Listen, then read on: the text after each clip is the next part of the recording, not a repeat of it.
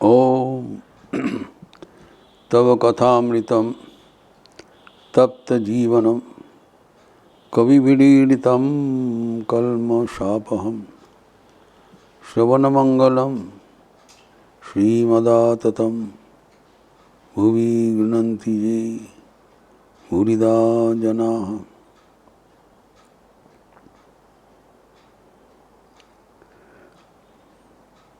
अष्टांग योग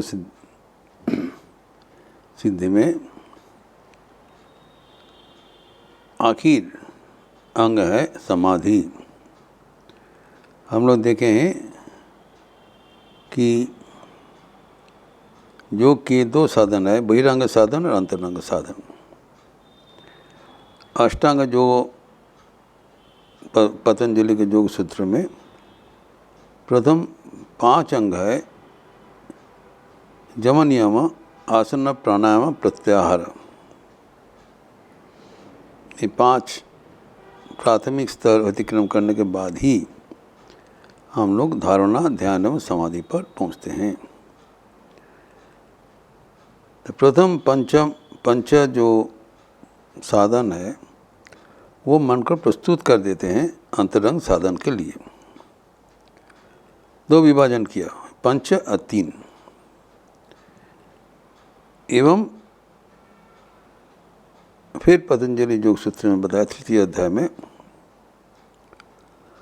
त्रयम एकत्र संयमः। जब धारणा, ध्यान और समाधि एकत्र एक साथ ही एक विषय पर आरूढ़ हो जाते हैं, इसी को संयम कहलाता है। कंट्रोल, नियंत्रण, एक ही विषय पर हमारा धारणा हुआ एवं वहाँ पर हम मन को स्थापित किया एवं वहाँ पर हम तल्लीन हो गए। एवं परवर्ती सूत्र में बताया तज्जयत प्रज्ञालोकः। उसके जय होने से अलौकिक ज्ञान हमें प्राप्त होता है। ये समझने की बात है। जो मन की अज्ञान का कारण क्या है? मन की अस्थिर्य, मन की चंचलता, ये अज्ञान का कारण है। ये पतंजलि भली भांति समझा दिया। मन सदैव चंचल रहता है, इसीलिए जो कोई विषय का ज्ञान हमें प्राप्त नहीं होता है। जब पानी जब अस्थिर रहेगा तो पानी में कोई भासमान प्रतिबिंब सही ढंग से दिखाई नहीं पड़ेगा, क्या है पता नहीं चलेगा। मान लीजिए आकाश में चंद्रमा है, पूर्णिमा का रात्रि है, आकाश में चंद्रमा है। चंद्रमा का जो प्रतिच्छवि पानी में दिखाई जाता है। अगर पानी स्थिर नहीं है तो प्रतिच्छवि दिखाई नहीं पड़ेगा, पता ही नहीं चलेगा कि किसका प्रतिच्छवि है। Will not be able to identify. जब जैसे मन धीरे धीरे स्थिर होते जाएंगे तो छवि भी धीरे धीरे सही आकार ले लेगा, और जब मन एकदम स्थिर हो जाएगा तो परिष्कार दिखाई पड़ेगा। उसके लिए उनका ज्ञान परिपूर्ण हो जाएगा। यही थ्योरी लगाया। जब मन कोई विषय में हम जानने चाहते हैं तब उस विषय पे मन को ध्यान में रखते हुए मन को वहाँ सब जगह से उठा के वहाँ पर केंद्रित करें, एवं जब मन एकदम स्थिर हो जाएगा तब वो वस्तु का जो ज्ञान, चरम सत्य हमें उपलब्ध हो जाएगा और कुछ जानने का बाकी नहीं रहेगा। The inner knowledge of that particular thing will be self revealed. ये एक हमें एक अभिनव सत्य का आलोक हमें मिल रहा है। जो ज्ञान है वो सब प्रकाश है।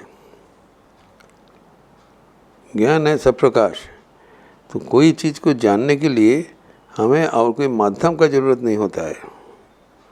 समझने की बात है। हम सब समय समझते हैं अगर कोई चीज़ जानने के लिए हमें कोई व्याख्याकार चाहिए, कोई किसी को मदद चाहिए, हमको समझा दें, ऐसे नहीं है।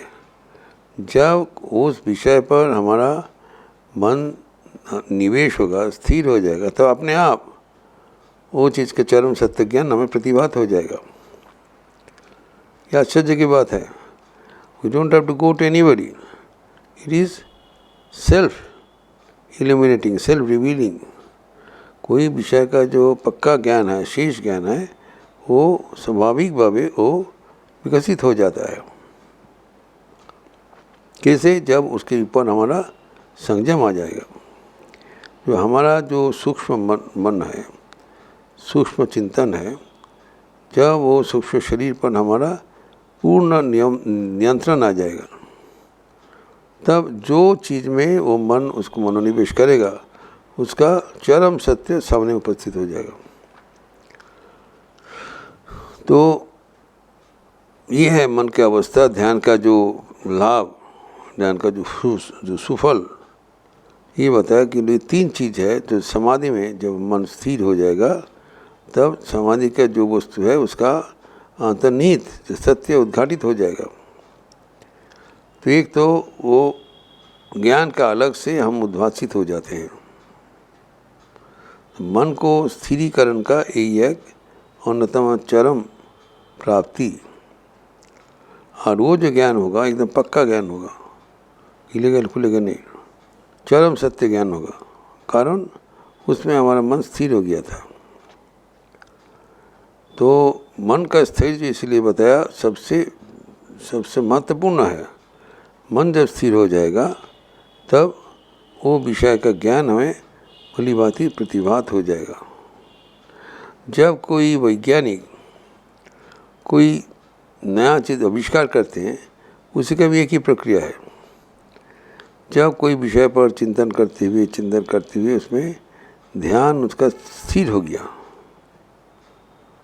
तब क्या है, उसके भीतर जो हमके जानने का जो चीज़ें हैं वो प्रतिभात हो जाए। सेल्फ डिस्कवरी, सेल्फ इल्यूमिनेटिंग, सबका प्रति समान एक परिष्कार धारणा हो जाएगा, इसमें क्या है नहीं है।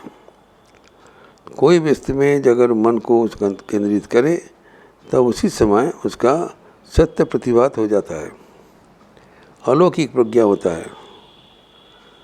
तो अलौकिक प्रज्ञा का कुछ कोई भी कर सकता है। कोई विषय में मन की हमारा स्थिर नहीं रहता है, इसलिए उसको दिखाई नहीं पड़ता है।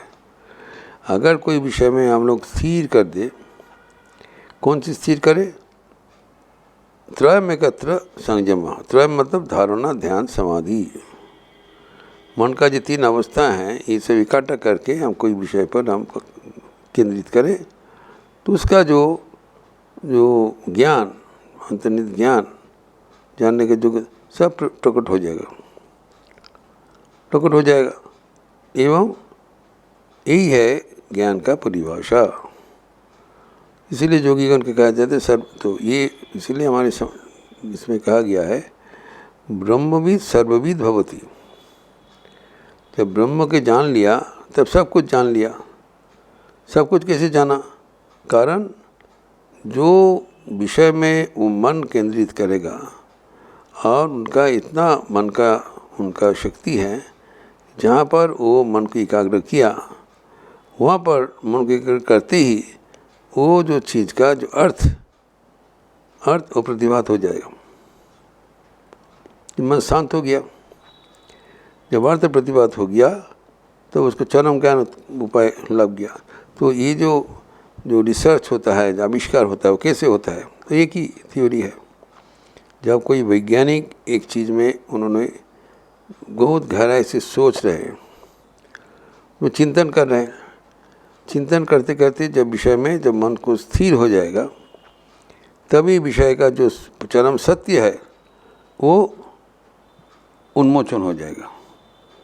तब वो सोचते हैं कुछ नया चीज़, नया आलोक हमको मिला। नया आलोक नहीं, जो विषय का भीतर जो ज्ञान है, विषय के प्रति आबद्ध था, जब मन स्थिर हो गया, वो आवरण उन्मोचन हो गया। अर्थात वो विषय के प्रति जो ज्ञान है, वो चरम ज्ञान उत्पन्न हो गया। Is the full knowledge of the subject. ये मन को स्थिरीकरण से ये मिलता है। मन को स्थिर होने से ही ये मिलेगा सबके लिए, सब कुछ truth. truth will get revealed।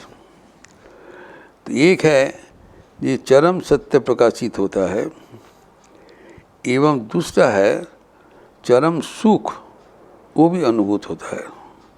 क्योंकि हमारे जो भगवान का जो उपस्थिति है वो है सच्चित आनंद, knowledge absolute, existence absolute, bliss absolute.